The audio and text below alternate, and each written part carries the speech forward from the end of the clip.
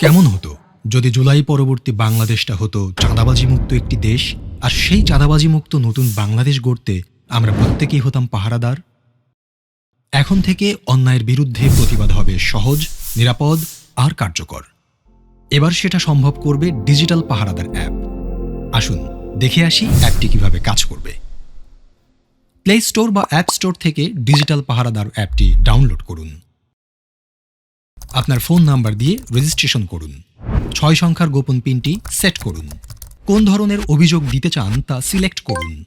অভিযোগের প্রমাণ সংযুক্ত করার জন্য ছবি, ভিডিও, অডিও রেকর্ড করুন অথবা মেসেজ টাইপ করুন। অভিযোগটি পূর্বে রেকর্ড করা থাকলে ছবি, ভিডিও, অডিও আপলোড করুন। আমি উপরের শর্তাবলী পড়েছি, এই লেখাটিতে টিক মার্ক দিন, তারপর জমা দিন বাটনে ক্লিক করুন। অভিযোগের 24 ঘন্টার ভেতরে দ্রুততম সময়ে ব্যবস্থা গ্রহণ করা হবে। আপনার অভিযোগটির অগ্রগতি অ্যাপটির মাধ্যমে ট্র্যাক করতে পারবেন। অভিযোগটির সর্বশেষ তথ্য আপনাকে SMS এর মাধ্যমে জানানো হবে। চাঁদাবাজি এর পাশাপাশি দুর্নীতি, ঘুষ, মাদক, সন্ত্রাস, বুলিং বা ইফটিজিং ও অপহরণ সংক্রান্ত অভিযোগ দিতেও অ্যাপটি ব্যবহার করতে পারবেন। অভিযোগকারীর নিরাপত্তা নিশ্চিত করার জন্য পরিচয় গোপন রাখা হবে।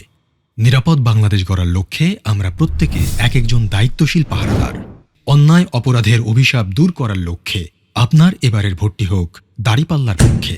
চলো একসাথে গড়ি নিরাপদ, চাঁদাবাজি মুক্ত নতুন বাংলাদেশ।